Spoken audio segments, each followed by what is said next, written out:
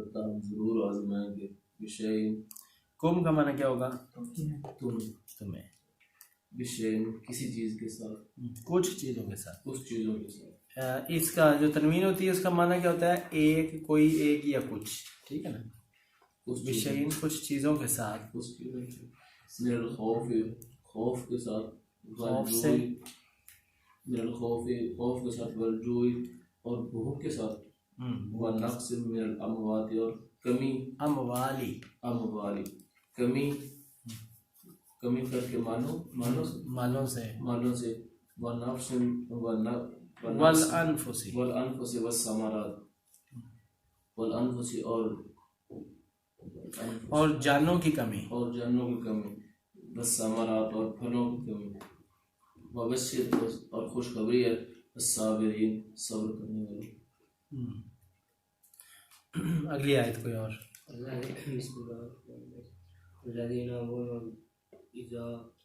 Actually اس کا معنی کہ یا جو ہوتا ہے، جو الذین وہ لوگ جو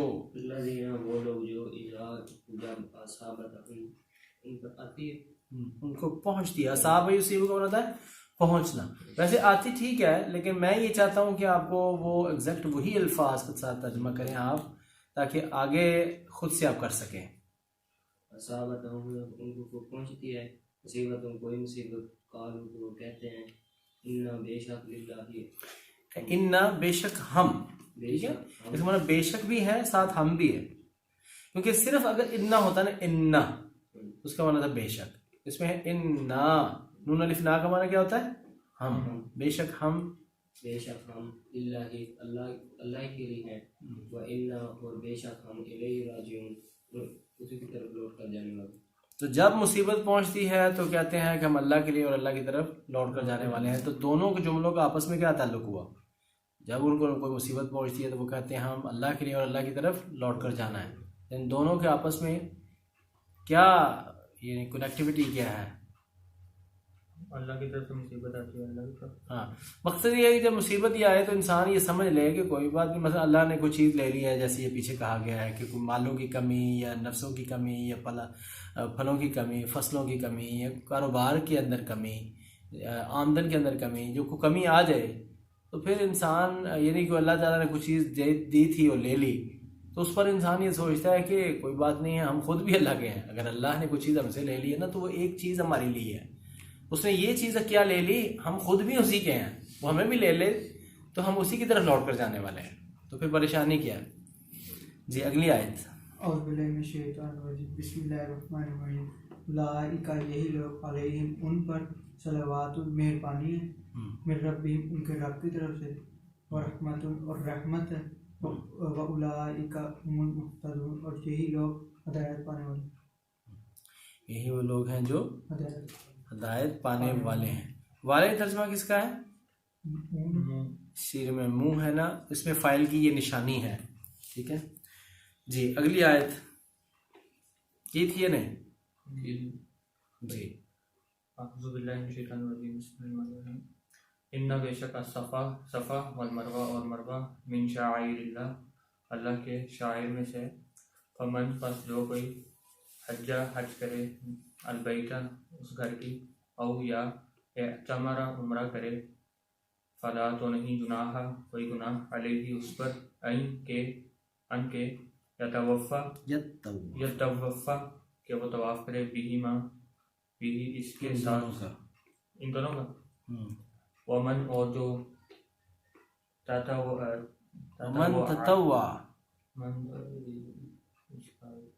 کا نہیں، جو کوئی نفلی کرے، جو نفلی کرے، خیرن وہ بہتر ہے.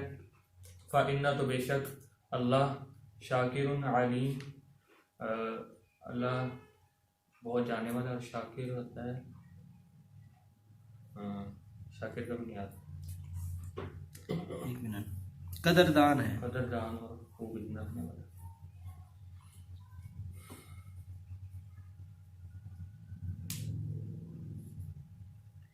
یہ تھوڑا سا آپ کو سنانا ہوگا مجھے. تو جی اس کا ربط کلام کیا ہے؟ پہلے تو اس تحویل قبلہ کی باتیں چل رہی ہیں، اس سے پہلے تحویل قبلہ کی باتیں چل رہی ہیں. اب آگے صفا اور مروہ کی بات درمیان میں کیسے آ گئی، اس کا اس کے ساتھ تعلق کیا ہے، اور یہ جان لیں کہ ہر آیت کا اگلی آیت کے ساتھ ایک تعلق ہوتا ہے، خواہ وہ ظاہری نظر آ رہا ہو یا وہ اس میں پوشیدہ ہو، ہڈن ہو، معنوی ہو، مفہوم کے اعتبار سے ہو، یا ظاہری نظر بھی آ رہا ہو، تو اس میں آپس میں ربط ہوتا ہے۔ لیکن پارے کی ابتدا سے تحویل قبلہ کا بیان ہو رہا ہے، اور اس دوران زندگی میں پیش آنے والی مشکلات پر ثابت قدم رہنے والوں کو خوشخبری سنائی گئی ہے۔ اب صفا و مروہ کی سعی کے حوالے سے گزشتہ مضمون سے وابستہ کر دیا گیا۔ اسلام سے قبل اہل مکہ کے 4 بڑے بت تھے، جن میں سے حبل کو بیت اللہ میں رکھا گیا، ٹھیک ہے، اور منات بحر احمر کے کنارے پر، اور لات کو شہر طائف میں رکھا گیا، جبکہ عزا کو وادی نخلا میں نصب کیا گیا۔ صفا اور مروہ کی 2 مقدس پہاڑیوں پر اصاف اور نائلہ کے بت رکھے گئے تھے۔ اہل مکہ چونکہ اصاف اور نائلہ کو خدائی اوتار تسلیم نہیں کرتے تھے، جس کی وجہ سے منات کے ماننے والے صفا اور مروہ کی صحیح سے گریز کرتے تھے۔ دین اسلام کی آمد پر مسلمانوں کے دلوں میں یہ وہم پیدا ہوا کہ کہیں صفا اور مروہ کی صحیح شرک کے زمرے میں تو نہیں آتی۔ اس تصور کی نفی کرتے ہوئے فرمایا گیا کہ اے مسلمانوں، انشاء صدر کے ساتھ صفا اور مروہ کی صحیح کیا کرو، کیونکہ یہ دونوں شعائر اللہ میں شامل ہیں۔ ان کے درمیان کی جانے والی صحیح کا شرکیہ اعمال کے ساتھ کوئی تعلق نہیں ہے۔ یہ تو تمہاری والدہ ماجدہ حضرت ہاجرہ علیہ السلام کے توکل علی اللہ اور بے بسی کے عالم میں ان کے گھومنے کا مقام اور ترجمان ہے، جس کو اللہ تعالیٰ نے شرف قبولیت سے نوازتے ہوئے شاعر اللہ میں سے شمار فرما دیا۔ شاعر جو ہے یہ شعار ان کی جمع ہے، جس کا معنی ہے ایک ایسی جگہ یا نشانی جس سے اللہ تعالیٰ کی طرف انسان کی رہنمائی ہوتی ہو۔ اسے شاعر اللہ کی تعظیم کرنا در حقیقت اللہ تعالیٰ کی ذات کا احترام کرنا اور اس کا تقوی قرار پاتا ہے، لہٰذا ان کی صحیح میں کوئی حرج کی بات نہیں ہے۔ یاد رکھیے، جو شخص بھی دل کی گہرائی کے ساتھ نیکی کرے گا، اللہ تعالیٰ اس کی نیکی کو جاننے اور قدردانی کرنے والے ہیں۔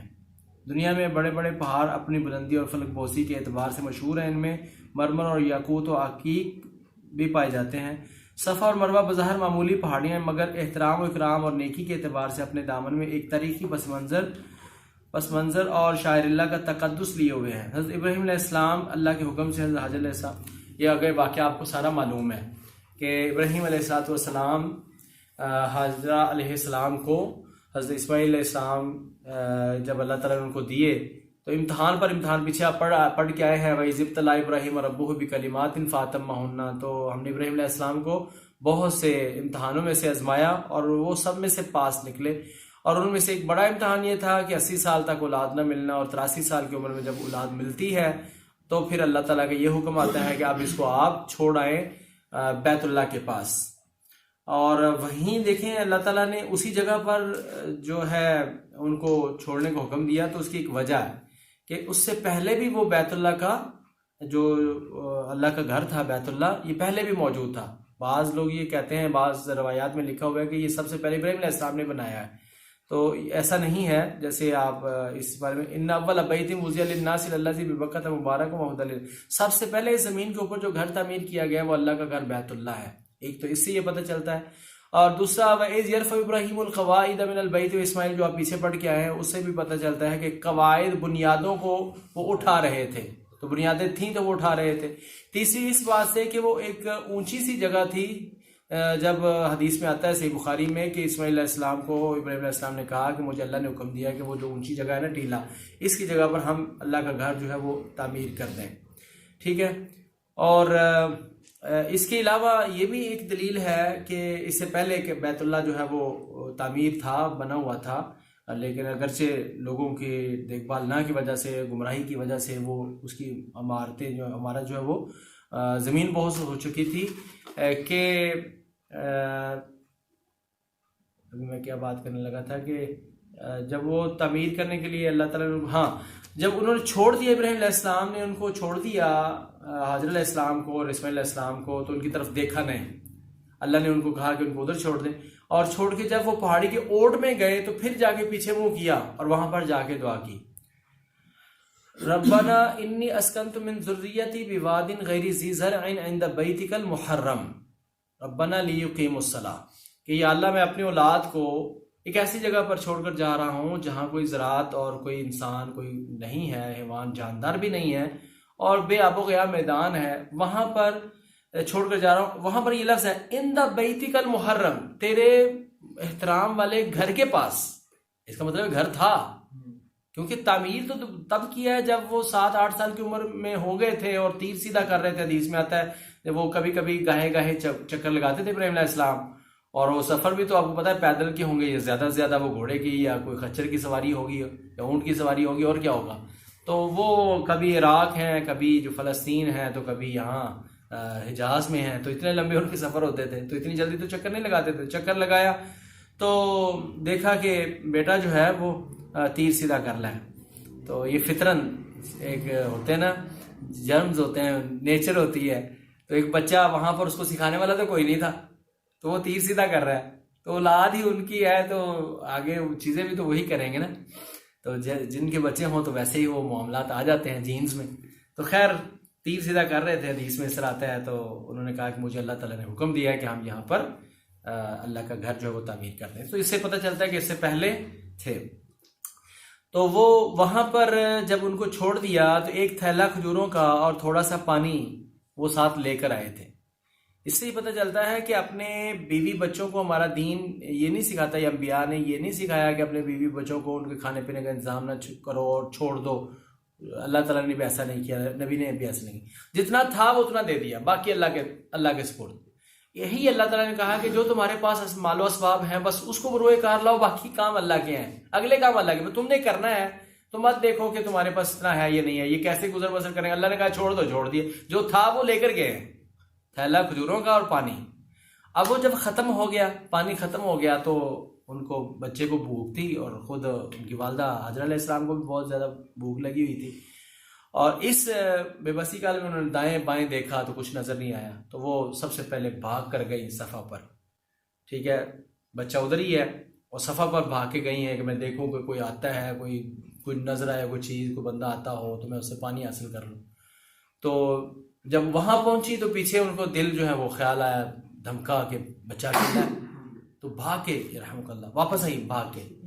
اور بے تابی کے ساتھ جب بھاگ کے آئیں تو پھر جب بچے کو دیکھا وہ بھی تکلیف میں ہے، رو رہا ہے، تو ماں کی ممتا پھر جاگتی ہے. تو بے بسی میں وہ بھاگیں مروہ کی طرف بھاگیں. پھر اوپر دیکھا ادھر ادھر کوئی بھی نہیں آیا، تو پھر بچے کا خیال ہمیں پیچھے بھاگ کے آ رہی. تو پھر تھوڑی دیر ٹھہر کے تو آخر کیا کرنا ہے. پھر انسان دیکھیں نا، کوئی چیز انسان کی گم ہو جائے تو انسان نے ایک جگہ تلاش کر لی ہوتی ہے، پھر دوسری جگہ تلاش کر لی، پھر بندہ دوبارہ پھر اسی کو تلاش کرتا ہے. اچھا آپ کی جیب میں چیز آپ نے دیکھ لی ہے کہ یہاں چابی نہیں ہے، اچھا پھر تھوڑی دیر بعد یہاں کدھر تھی، پھر دیکھتا ہے، حالانکہ پہلے بھی دیکھا ہے، پھر دیکھتا ہے. تو یہی کیفیت ان کی ہے، پانی پہلے بھی دیکھ لے، کوئی بندہ نہیں ہے، کوئی انتظام نہیں ہے، تو پھر بھاگ کے ادھر جا رہی ہے، پھر کیا کریں، پھر بھاگ کے ادھر جا رہی ہیں. تو ایسے ان کے 7 چکر لگ گئے. صفا سے آئی ادھر بچے کی طرف، مروہ سے پھر صفا سے مروہ، اور مروہ سے پھر صفا سے پھر مروہ. تو اس طرح 7 چکر انہوں نے لگائے. تو اللہ کو اپنے بندوں کی ادا، جو اس کے بندے اس کی رضا اور اس کے حکم کی خاطر سب کچھ اپنا تن من دھن جو ہے وہ قربان کرنے کے لیے آ گئے تھے. یہ صرف قربانی ابراہیم علیہ السلام کی نہیں تھی، یہ ان کی بھی تھی. حاجرہ علیہ السلام نے جب ان سے پوچھا نا ابراہیم علیہ السلام سے، آپ ہمیں یہاں چھوڑ کر کہاں جا رہے ہیں، تو انہوں نے تو کوئی جواب نہیں دیا. اللہ کا حکم ایسا پورا کیا کہ کوئی جواب نہیں دیا. کیوں نہیں جواب دیا؟ پلٹ کے بھی نہیں دیکھا. تب مفسرین اس کی وضاحت کی کہ اس لیے کہ اللہ کے حکم میں کوئی لغزش نہ آ جائے، کوئی بیٹے اور بیوی کی محبت جو ہے وہ کہیں غالب نہ ہو جائے، یا کسی طرح کا توقف نہ ہو جائے. دیکھا ہی نہیں، بولنے بھی نہیں. انہوں نے آگے بڑھ کے پوچھا کہ آپ ہمیں چھوڑ کے کہاں جا رہے ہیں، وہ پھر نہیں بولے. اور پھر انہوں نے تھوڑا سا آگے جا کے پوچھا، جناب آپ ہمیں یہاں چھوڑ کے کہ آپ کدھر جا رہے ہیں. تو جب وہ تیسری بار بھی نہیں بولے تو انہوں نے کہا اللہ ہمارا، کہا اللہ نے آپ کو اس کا حکم دیا ہے. تو انہوں نے کہا جی مجھے اللہ نے، نام میں ہاں میں سر ہلایا، جواب پھر بھی نہیں دیا، ہاں لایا. انہوں نے کہا ٹھیک ہے کوئی بات نہیں، اذن لا یضیعنا، اگر ایسا ہے تو پھر ہمارا اللہ ہمیں ضائع نہیں کرے گا. تو اپنے رب پر یہ بھروسہ جو تھا اور اس کی رضا کی خاطر جو وہ ٹھہرے ہوئے تھے، تو ان کی پھر اداؤں کو اللہ نے قیامت تک کی حجوں اور عمرے کرنے والوں کے لازم کر دیا. اب یہ تم نے ادا کرنا ہے، یہ تم نے چکر لگانے ہیں. تو یہ کیفیت آپ کی وہاں بہت بڑھتی ہے. جب آپ اللہ کے گھر جاتے ہیں تو یہ چکر لگاتے ہیں تو وہ ساری چیز تیار آتی ہے. سبحان اللہ. ان الصفا والمروہ من شعائر اللہ، بے شک صفا اور مروہ جو ہیں وہ اللہ کی نشانیوں میں سے ہیں. فمن حج البیت، جو بھی کوئی حج کرے، او اعتمر، جو عمرہ کرے، فلا جناح علیہ، تو اس پر کوئی حرج نہیں ہے، ان یطوف بہما، کہ وہ ان کے ساتھ طواف کرے. انہوں نے تو صاف اور نائلہ کے نام سے جو بت جو ہے وہ رکھے ہوئے تھے، تو وہ اس سے منسوب کی ہوئی تھی پہاڑیاں، حالانکہ ان کی حقیقت یہ نہیں تھی. اس سے پہلے اس کا تاریخی پس منظر جو ہے وہ یہ تھا ابراہیم علیہ السلام کا. تو اللہ تعالیٰ نے فرمایا کہ اس میں کوئی حرج والی بات نہیں، پریشان نہ ہو. انہوں نے اگر بت رکھے تھے تو کسی کے رکھنے سے کوئی چیز پلید تھوڑی ہو جاتی ہے، یا اس کے ساتھ وہ تھوڑی جڑ جاتی ہے. ویسے تو انہوں نے کعبہ کے اندر بھی رکھ دیے تھے، تو یہ تو نہیں ہے. تو اس لحاظ سے آپ پریشان نہ ہو، کوئی شرکیہ ورکیہ کوئی مسئلہ نہیں ہے. یہ تو اس کا تاریخی پس منظر یہ ہے، یہ اللہ کی شعائر ہے، اللہ کی نشانیاں ہیں. تو جو کوئی اس کا کرے گا، فمن حج البیت او اعتمر، جو حج اور عمرہ کرے گا، فلا جناح علیہ، اس پر گناہ نہیں ہے، ان یطوف بہما، کہ وہ ان کا طواف کرے. ومن تطوع خیرا فإن اللہ شاکر علیم. اور جو کوئی نفلی کرے، ایک تو نا حج اور عمرہ اس میں جو ہے اس کا طواف، ومن تطوع خیرا، جو نفلی جو ہے کوئی بھی بھلائی کرے گا، ایکسٹرا کرے گا، فإن اللہ شاکر، تو اللہ تعالیٰ ہر نیکی کی خوب قدر کرنے والا ہے. شاکرن، شکر گزار ہوتا ہے ہم، شکر کرنے والا وہ تو ہے انسانوں کے لیے، لیکن یہ ہے کہ شکر کرنے والوں کی قدر کرنے والا. علیم، خوب جاننے والا. ان الذين يكتمون ما انزلنا من البينات والهدى من بعد ما بيناه للناس، بے شک وہ لوگ جو چھپاتے ہیں اس کو جو ہم نے نازل کیا ہے، من البینات، واضح نشانیوں میں سے، والہدى، اور ہدایت، من بعد، اس کے بعد کہ ما بیناہ، ہم نے واضح کر دیا اس کو، للناس، لوگوں کے لیے، فی الکتاب، کتاب میں. یعنی اللہ کی نازل کردہ میں سے جو کچھ چھپائے گا. اللہ نے کیا نازل کیا ہمارے اوپر؟ ویسے قرآن، یعنی نبی صلی اللہ علیہ وسلم کے اوپر ہمارے لیے کیا نازل ہے؟ قرآن، اور رسول اللہ صلی اللہ علیہ وسلم کا فرمان، وہی خفی حدیث. اس قرآن میں سے اور رسول اللہ علیہ وسلم کے فرمان میں سے جو کوئی شخص کو چھپائے گا تو اولئک یلعنہم اللہ، یہی وہ بد نصیب ہیں جن پر اللہ لعنت کرتا ہے. اور لعنت کا کیا مطلب ہوتا ہے؟ جس شخص سے رحمت اٹھ جائے، ختم ہو جائے. وہ یلعنہم، اور ان پر لعنت کرتے ہیں اللاعنون، لعنت کرنے والے. تو یہ آپ نے رکوع تک یاد کرنا ہے جی.